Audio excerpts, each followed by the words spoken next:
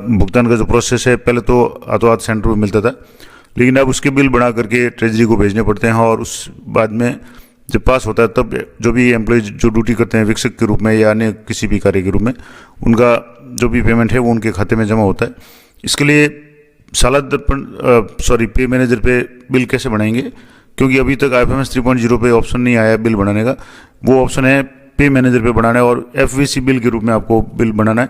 पूरा प्रोसेस मैं आपको लाइव बताऊंगा। वीडियो थोड़ा सा लंबा हो सकता है, लेकिन संपूर्ण जानकारी दूंगा कि एक तो एक सेंटर है, जैसे मान लो वहाँ के कर्मचारी अगर ड्यूटी करते हैं उसके लिए क्या प्रोसेस होगा, और ज़्यादातर जो भी कर्मचारी है जिनकी ड्यूटी लगती है किसी भी एग्जाम में, जैसे कुछ दिन पहले पटवारी भर्ती परीक्षा हुई थी, चतुर्थ श्रेणी सीधी भर्ती परीक्षा हुई थी, या पिछले रविवार में वीडियो परीक्षा हुई थी, इसमें जो भी ड्यूटी करने वाले हैं ज़्यादातर दूसरे विद्यालयों के कार्मिकों को या स्थान के कार्मिकों को लगाया जाता है ताकि निष्पक्षता बनी रहे। तो इस स्थिति में अन्य कार्यालय के कार्मिकों का जो वेतन बिल है उस केंद्र के पे मैनेजर से कैसे बनेगा, पे मैनेजर आईडी से संपूर्ण जानकारी मैं आपको दूंगा। तो सबसे पहला काम तो आपको करना है कि पे मैनेजर में जाने के बाद में आपको यहाँ मास्टर्स में जाने के बाद में आपको एक ग्रुप मास्टर में जाना और एक नया ग्रुप बनाना है। यहाँ से आप जैसे जितने भी ग्रुप है वो आप देख लें और एक नया ग्रुप क्रिएट करना है। जैसे मान लो RSMB के संबंध में है तो उस ग्रुप का आप नाम दे दें। जैसे अधीनस्थ सेवा के रूप में अगर कोई ग्रुप बना रहे हैं तो जो भी नाम आप देना चाहें उसको नाम दे दें ताकि आपको पता चल जाए। तो RSMB में आपको यहाँ नाम दे देता हूँ ग्रुप का। उसके बाद में बजट हेड आपको इंपॉर्टेंट ध्यान रखना है। बजट हेड में 2051 2051 103, उसके बाद में 01 और 00 ये एंटर करना है। ऑब्जेक्ट हेड में 08 आपको एंटर करना है और यहाँ से आपको CASF तो जैसे SF का ही ये बजट आता है और वोटेड आपको यहाँ करके इसको सबमिट करना है। एक बार आप दोबारा ग्रुप देख लें।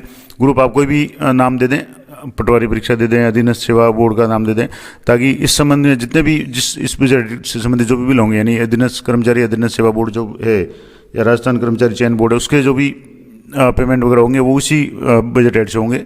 तो 2051 00 103 0100 और ऑब्जेक्ट हेड 08 इसको आपको सबमिट करना है। ये ग्रुप आपके बन जाएगा। अब ये जैसे ग्रुप डाटा इंसर्टेड सक्सेसफुली, अब आपको बिल एलोकेशन करना है। तो यहाँ से आपको बिल एलोकेशन में जाना है। बिल एलोकेशन में जाने के बाद में आपको यहाँ बिल एलोकेशन और यहाँ से आपको कैटेगरी सेलेक्ट करनी है FVC बिल, और FVC बिल में आपको थर्ड पार्टी बिल है वो आपको करना है। ऑब्जेक्ट हेड यहाँ आप 08 कर लें। उसके बाद में मंथ आप कर लें। डेट है यहाँ से डेट, अगर आप वैसे तो नॉर्मल डेट ये जैसे आज की अगर मान लो बना लें, और बिल नंबर आप जो भी है वो चल रहा है वो एलोकेट कर लें या ये कर दें, ऑटोमेटिकली बिल नंबर ले लेगा। उसके बाद में आपको यहाँ बिल नेम, अब बिल नेम में आपने जो अभी जो ग्रुप बनाया उस ग्रुप को आपको सेलेक्ट करना है। जैसे RSMB मैंने अभी जो ग्रुप बनाया था उस ग्रुप को आपको सेलेक्ट करना है। जैसे RSSMB ये मैंने सेलेक्ट कर लिया और इसको सबमिट कर लें। तो ये bill details registered details edit successfully ये ओके हो जाएगा। अब आपको अदर बिल्स में इसमें आना है और यहाँ अदर बिल्स में आपको FVC बिल, अब FVC बिल में आपके FVC मास्टर है, थर्ड पार्टी है, FVC बिल प्रोसेस है और अदर ऑफिस FVC बिल। अब जैसे मान लो FVC अगर आपके खुद के ऑफिस का है, अगर जो भी कर्मचारी खुद के कार्यालय के हैं तब तो आपको यहाँ FVC बिल प्रोसेस में जानेंगे और यहाँ से आपको बिल नंबर सेलेक्ट कर लेना है और उसके बाद में बिल टाइप थर्ड पार्टी आ जाएगा। अब आपको रीइंबर्समेंट टाइप में आपके दो ऑप्शन आ रहे हैं, एक तो है नॉन रीइंबर्समेंट, एक है रीइंबर्समेंट। अब जैसे इसमें दो तरह के बिल होंगे, मैं आपको बता दूं। या तो जैसे मान लो कोई केंद्र है, उस केंद्र में फर्नीचर वगैरह के लिए अलग से बजट आता है, वो बिल है वो रीइंबर्समेंट में होगा। लेकिन कोई कर्मचारी बाहर के हैं और किसी अन्य कार्यालय के हैं, विद्यालय के हैं और वो ड्यूटी कर रहे हैं तो उनके लिए नॉन इम्बर्समेंट का आपको ऑप्शन काम में लेना पड़ेगा। यहाँ से नॉन इम्बर्समेंट करेंगे।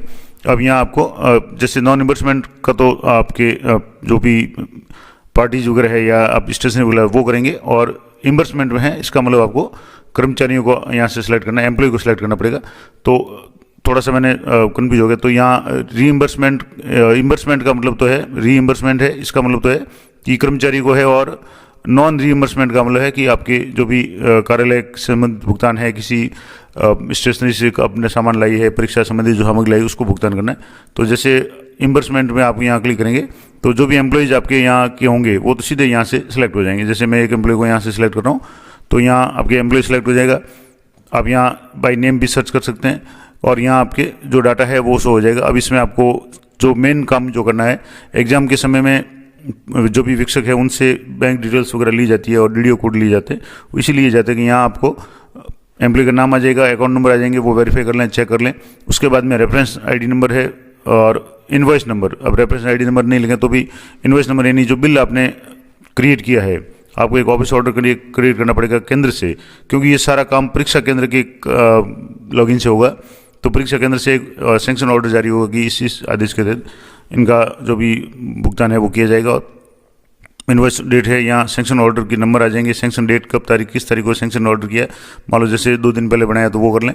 अमाउंट इनको कितना देना है, जैसे मान लो पटवारी ड्यूटी थी 750 है, और रीजन है इसमें आप या तो एग्जाम ड्यूटी लिख दें, या जिस कार्मिक ने जिस पद पे काम किया, इन्विजिलेटर किया, सुपरवाइजर किया, या फ्लाइंग कोऑर्डिनेटर में काम किया, या CS ACS जैसे भी काम किया, चतुर्थ श्रेणी कर्मचारी वगैरह, वो यहाँ लिख दें ताकि पता चल जाएगा उसको आपको सबमिट करना है। तो ये हो गया। अब ये तो हो गया रीइंबर्समेंट। नॉन रीइंबर्समेंट में आपके अगर यहाँ कोई भी जैसे थर्ड पार्टी है, यहाँ से जैसे मान लो एक स्टेशनरी की दुकान है और यहाँ से अगर मान लो कोई बिल लाया है, तो ये आपको यहाँ स्टेशनरी के अकाउंट नंबर वेरीफाई करने हैं, और यहाँ से आपको इनवॉइस के नंबर, सैंक्शन नंबर, ये सारा अमाउंट है वो करके आपको यहाँ आपको रीजन में आपको जो भी आपने सामग्री लाई है उसका लिख दें कि जो भी एग्जाम रिलेटेड मटेरियल है वो आप यहाँ शो कर लें। अब आदेश कैसे होगा, तो यहाँ से मैं आपको बता दूँ, इस तरीके के पहले तो आपको सैंक्शन ऑर्डर जारी करना पड़ेगा। आपका जो भी केंद्र था, परीक्षा केंद्र जहाँ परीक्षा हुई है, वहाँ के कार्यालय द्वारा ये आदेश होगा, भुगतान स्वीकृति आदेश, जिसके क्रमांक है और डेट, ये आपको जब अभी मैंने बताया कि बिल बनाएंगे तब मेंशन करने पड़ेंगे। यहाँ से जैसे ये 395 है और 15/10/2025 का आदेश है। तो राजस्थान कर्मचारी चयन बोर्ड जयपुर द्वारा आयोजित पटवार सीधी भर्ती परीक्षा दिनांक 17/8/2025 में परीक्षा केंद्र कोड जो कोड था उसमें जो भी कार्मिकों ने परीक्षा हेतु उपस्थिति दी, जिनका भुगतान मध्य 205100 और 08 SF के जरिए FVC के जरिए भुगतान की स्वीकृति प्रदान की जाती है।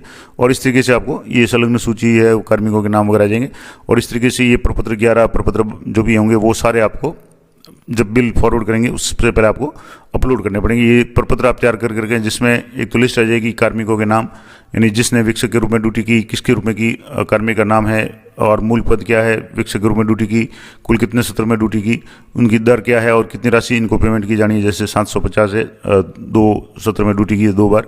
तो यहाँ से इस तरीके से वीक्षकों के नाम की लिस्ट है, ये भी आपको अपलोड करनी है। जितने भी वीक्षक सब की एक लिस्ट बन जाएगी। इसके अलावा ये जो FVC बिल में जो आप रिम्बर्समेंट में यहाँ से जैसे नॉन रिम्बर्समेंट में आपकी स्टेशनरी का बिल वगैरह है, जहाँ से आपने जैसे फेविकॉल है, कटर वगैरह है, स्टैम्प पैड वगैरह लाई थी, उसकी गोंद वगैरह, उसके लिए ये जो भी बिल है वो आपको भुगतान करना पड़ेगा। इस तरीके से ये कार्मिकों की जो डिटेल्स एग्जाम के टाइम में ली थी वो भी जरूरत पड़ेगी, क्योंकि जब आप DDO कोड एंटर करेंगे तभी ये होगा। यहाँ से जैसे आपके कार्मिक का नाम आ जाएगा, पोस्ट आ जाएगी, किस कार्यालय में कार्यरत है, उनके बैंक अकाउंट, DDO कोड और मोबाइल नंबर। अगर किसी को कुछ कन्फ्यूजन है तो आप मोबाइल नंबर से उनको कंफर्म करके तभी बिल बनाएं, ताकि जो भी भुगतान हो वो सही खाते में हो जाए। तो ये इस तरीके के ये सारे ऑर्डर आप तैयार रखें। अब बात करेंगे कि ये तो हो गया कि मान लो आप उसी विद्यालय के कार्मिक है, लेकिन अगर मान लो यहाँ से जैसे इम्बर्समेंट में अगर मान लो कोई दूसरे विद्यालय के कार्मिक, यहाँ जो लिस्ट है उसी में से कार्मिक होंगे, लेकिन एग्जाम ड्यूटी में ज़्यादातर जो भी कार्मिक होते हैं वो किसी अन्य विद्यालय या कार्यालय से लगाए जाते हैं ताकि निष्पक्षता बनी रहे। तो ऐसी स्थिति में यहाँ आपको अदर बिल्स में जाने के बाद में यहाँ आपको जो FVC बिल था, यहाँ ये सेकेंड लास्ट ऑप्शन है अदर ऑफिस FVC बिल, ये आपको सेलेक्ट करना है, अदर ऑफिस FVC बिल। तो यहाँ आप other office FVC bill select करेंगे। अब आपको यहाँ वापस वही बिल नंबर सेलेक्ट कर लेना है।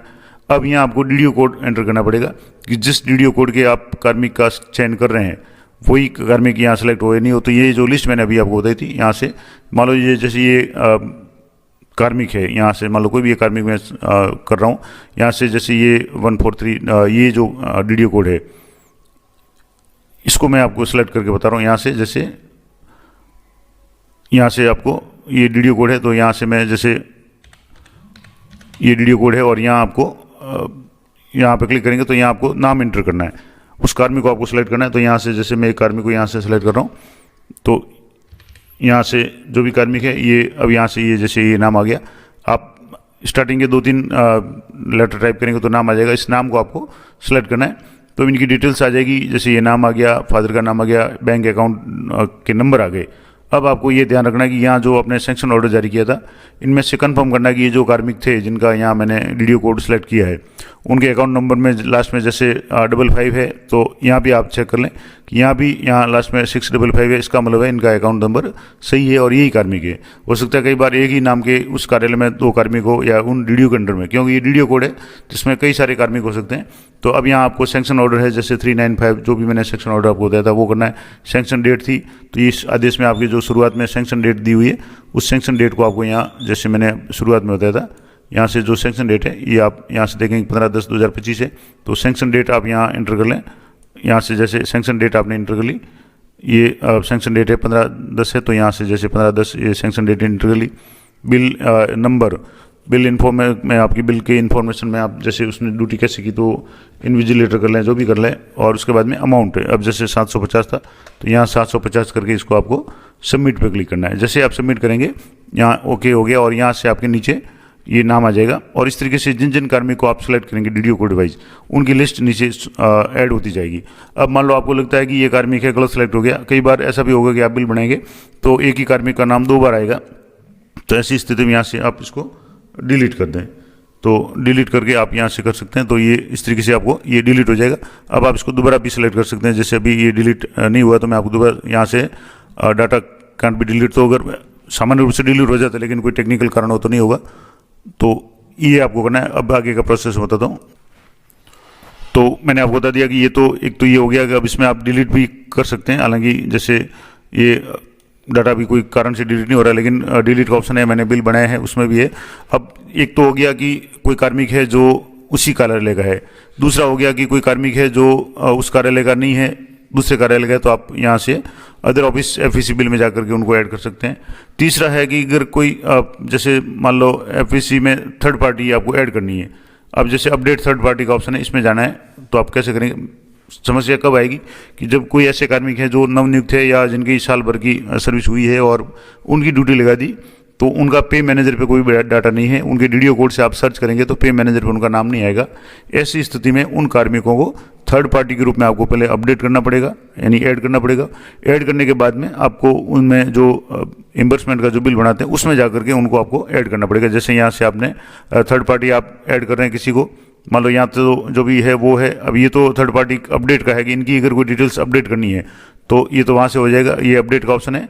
लेकिन मान लो थर्ड पार्टी ऐड करनी है, तो थर्ड पार्टी ऐड करने का जो है वो यहाँ से या तो एफईसी जैसे मास्टर में जाएंगे और यहाँ से जाकर के आपको यहाँ से थर्ड पार्टी में या किसी को भी आप ऐड करना चाहें तो यहाँ से जैसे थर्ड पार्टी है, अब यहाँ जितनी भी पार्टी हैं उनको अगर आप एडिट करना चाहें तब तो एडिट का ऑप्शन यहाँ है, एक्टिव है या डीएक्टिव है, तो आप वो देख सकते हैं। अब कोई नई थर्ड पार्टी एडिट करनी है तो यहाँ से आपको एफईसी टाइप में यहाँ आप थर्ड पार्टी लिख दें, अब उसमें नाम लिख दें। मान लो कोई कर्मचारी को आप ऐड करना चाहें तो यहाँ से जैसे कर्मचारी का आप यहाँ से नाम लिख दें, जैसे एबीसी नाम लिख दिया। उसके बाद में सेलेक्ट डिवीजन, यानी कोई डिवीजन जो आपके संबंधित हो वो आप यहाँ कोई भी सिलेक्ट कर लें। उसके बाद में मेन काम है आपको बैंक डिटेल्स अपडेट करनी है। यहाँ से स्टेट है ये सिलेक्ट कर लें, डिस्ट्रिक्ट सेलेक्ट कर लें, बैंक सेलेक्ट कर लें, कौन सा बैंक है, बैंक ब्रांच सेलेक्ट कर लें और आईपीसी कोड से आप सारा डिटेल आ जाएगी। तो यहाँ से आपको मेन तो आपको जो उनकी आईडी वगैरह है वो आप ऐसे ही नंबर वगैरह कोई भरना चाहे तो भर दें, पैन कार्ड भर दें, कुछ भी भर दें, बैंक अकाउंट डिटेल और आईपीसी कोड वगैरह ये सारा आपको भरना है। यहाँ से जैसे आप आईपीसी कोड मान लो एक यहाँ भरेंगे तो आईपीसी कोड भरने के बाद में आपको काफ़ी कुछ सहूलियत हो जाएगी, काफ़ी हद तक डिटेल्स है वो आ जाएगी। यहाँ से अगर आईपीसी कोड आप डाउनलोड करना जानना चाहते हैं यहाँ से ऑप्शन है, लेकिन अभी ये काम नहीं कर रहा है। तो यहाँ से जैसे पहले तो आपको यहाँ राजस्थान सेलेक्ट कर लेना है, उसके बाद में डिस्ट्रिक्ट सेलेक्ट कर लेना है। अगर थर्ड पार्टी को आपको ऐड करना है तो थर्ड पार्टी को ऐड करने के लिए एक तो ये है कि कोई मान लो कहीं से आपने बिल लाया जो स्टेशनरी वगैरह का, उसके लिए होगा। दूसरा कोई कर्मचारी है जिनका डाटा पे मैनेजर पे नहीं है, और ऐसे कर्मचारी वही होंगे जो मान लो अभी जैसे 2023 या 24 में, खास करके 24 में अगर लगे हुए हैं तो उनका डाटा है हो सकता है पे मैनेजर पे नहीं हो, आईडी है वो एफएमएस 3.0 पर ही बनी है तो पे मैनेजर पे डाटा नहीं होगा, तो उनको आपको थर्ड पार्टी ग्रुप में ऐड करना पड़ेगा। यहाँ से जो भी ब्रांच है वो ब्रांच आप सेलेक्ट कर लें जैसे भी है, और उसके बाद में यहाँ से आपको बैंक अकाउंट नंबर और ये सारी डिटेल्स भर के इसको सबमिट करना है। वो थर्ड पार्टी ग्रुप में यहाँ आपकी इस लिस्ट में शो हो जाएगा। अब यहाँ जैसे आईपीसी कोड डालेंगे तो काफ़ी कुछ डिटेल आ जाएगी। जैसे मैं यहाँ आईपीसी कोड डाल रहा हूँ, यहाँ से जैसे इसको कैपिटल लेटर में अगर कर लें तो यहाँ से एसबीआई का जो भी आईपीसी कोड डालेंगे और यहाँ से आपको सर्च करना है। यहाँ से जैसे 500 और ये जो IFSC कोड एंटर करेंगे तो सबमिट करेंगे तो IFSC कोड से काफ़ी कुछ डिटेल्स है यहाँ आपके शो हो जाएगी। जैसे ये ब्रांच का नाम वगैरह है ऑटोमेटिकली आ जाएगा, काफ़ी चीज़ें आपके यहाँ शो हो जाएगी। अब आपको सीधे बैंक अकाउंट ही एंटर करना है, तो ये IFSC कोड आप यहाँ क्लिक करेंगे तो यहाँ ऊपर आपके शो हो जाएगा। तो इस तरीके से ये पूरा प्रोसेस आपको करना है कि सबसे पहले तो आपको काम करना है जो भी ग्रुप है, सबसे पहला काम करना है आपको ग्रुप एलोकेशन करना है। ग्रुप एलोकेशन करने के बाद में आपको बिल एलोकेशन करना है। बिल एलोकेशन करने के बाद में आपको दो तरह के ऑप्शन आएंगे, या तो रीइंबर्समेंट या नॉन रीइंबर्समेंट। मैंने आपको बता दिया किस में क्या क्या आएगा। एक में आपके एम्प्लॉइज़ वगैरह का बिल वगैरह है वो होगा, दूसरे में आपको जो भी थर्ड पार्टीज है चाहे वो स्टेशनरी की दुकान वगैरह हो उनको आपको करना है। उसके बाद में उनको सेलेक्ट करके उनके जैसे अगर मान लो अदर ऑफिस का है या उसी ऑफिस का है, अदर ऑफिस का है तो अदर ऑफिस से जाकर के DDO कोड से एम्प्लॉय को सर्च करना है और बैंक डिटेल्स है उनको मैच करना है कि बैंक डिटेल जो सैंक्शन ऑर्डर में है वो कि वो शो हो रही है, वही कार्मिक है, ये जरूर ध्यान रखें, नहीं तो पेमेंट है वो किसी और के खाते में चला जाएगा। उसके बाद में ये सारा काम जब हो जाए तब आपको बिल प्रोसेसिंग में जाने के बाद में बिल को फॉरवर्ड टू DDO करना है। यहाँ से जो भी आप बिल बनेगा वो यहाँ से जैसे बिल FVC बिल बनाया था तो यहाँ से ये जो बिल नंबर है या RSMB का ये जो बिल बन गया, अब यहाँ से अभी अमाउंट 0 है क्योंकि मैंने अभी वो एक भी बिल सबमिट नहीं किया, सिर्फ आपको डेमो के लिए बता रहा हूँ। तो यहाँ से जैसे सबमिट करेंगे उसके बाद में बजट वैलिडेट करेंगे और उसके बाद में बिल फॉरवर्ड करेंगे। बिल फॉरवर्ड करेंगे तो ये बिल है DDO फॉरवर्ड हो जाएगा। उसके बाद में आपको ऑथराइजेशन में जाने के बाद में डॉक्यूमेंट अपलोड का ऑप्शन है, उसमें जाकर के आपको सारे डॉक्यूमेंट अपलोड करना। तो यहाँ से आप ऊपर जो है इसमें जाकर के आप नवंबर सेलेक्ट कर लें, बिल टाइप में आप FVC सेलेक्ट कर लें, ग्रुप आप है वो RSMB का जो बनाया था वो सिलेक्ट कर लें और बिल नंबर यहाँ से सेलेक्ट कर लें। और यहाँ जो भी डॉक्यूमेंट आप देना चाहें जिसमें अदर डॉक्यूमेंट है, सैंक्शन ऑर्डर है, तो जैसे अभी आपने सैंक्शन ऑर्डर डाला है, अगर मान लो किसी थर्ड पार्टी को भुगतान किया तो उनका बिल है, विद्यालय को अगर आप भुगतान कर रहे हैं जो केंद्र था तो उनके लिए जैसे फर्नीचर वगैरह है तो उसका भी बिल है, आपको इस तरीके से बनाना पड़ेगा। यहाँ से मैंने आपको जो बिल्स बताए थे यहाँ से जैसे ये तो सैंक्शन ऑर्डर हो गया, ये हो गया। इसके बाद में ये आपके लिस्ट हो जाएगी एम्प्लॉय की, ये तो है जैसे स्टेशनरी वगैरह का बिल है। और अगर विद्यालय को कोई पेमेंट करना है जैसे फर्नीचर वगैरह के जो पेमेंट आता है उसी केंद्र को आता है तो उस केंद्र के लिए भी यहाँ से जैसे ये PM श्री विद्यालय का नाम आ गया, विद्यालय विकास समिति में जो भी होगा रसीद बुक वगैरह है इसकी भी ये, और यहाँ नाम आ जाएगा केंद्र अधीक्षक और पटवारी सीधी भर्ती परीक्षा जो भी है जिस भी परीक्षा का आप करना चाहें। और यहाँ है कि पटवारी सीधी भर्ती परीक्षा 2025 में बिल्डिंग और फर्नीचर का नगद भुगतान राशि जो भी है वो यहाँ अमाउंट आ जाएगा। जैसे भी अमाउंट आपके उसमें दिया होगा वो अमाउंट आपको इसका बिल बना करके कैशियर के साइन करवा के यहाँ से आपको इसको अपलोड करना है। तो ये पूरा प्रोसेस मैंने आपको बता दिया कि किस तरीके से किसी भी एग्ज़ाम का। अब इसमें दो तरीके मैं बात बता दूँ, अगर मान लो कोई सेंटर है जो निजी विद्यालय में है, निजी कार्यालय में, तो वहाँ के बिल तो हाथों हाथ बना करके ट्रेजरी में दिए जाते हैं या कलेक्टर कार्यालय में दिए जाते हैं, तो वहाँ से बिल है वो भुगतान होकर के जो भी वीक्षक ड्यूटी करते हैं उनके खाते में आ जाता है। लेकिन सरकारी विद्यालय में या सरकारी कार्यालय में अगर कोई केंद्र है तो उसके लिए आपको संबंधित जो भी उसी केंद्र का पे मैनेजर है उसमें जाकर के ये बिल बना करके आपको ट्रेजरी फॉरवर्ड करने पड़ेंगे। और ट्रेजरी से जब बिल पास हो जाएंगे तो जो भी पेमेंट है वो संबंधित जो भी कार्मिक है उनके और जो थर्ड पार्टी है उनके और जो भी केंद्र है उन सभी के अकाउंट में ये पेमेंट आ जाएगा। तो ये पूरा प्रोसेस था। आशा करता हूँ ये जानकारी आपके लिए उपयोगी रहेगी। जानकारी को अधिक से अधिक साथियों के साथ में शेयर करें। मिलते हैं नेक्स्ट वीडियो में, तब तक जय हिंद, जय भारत।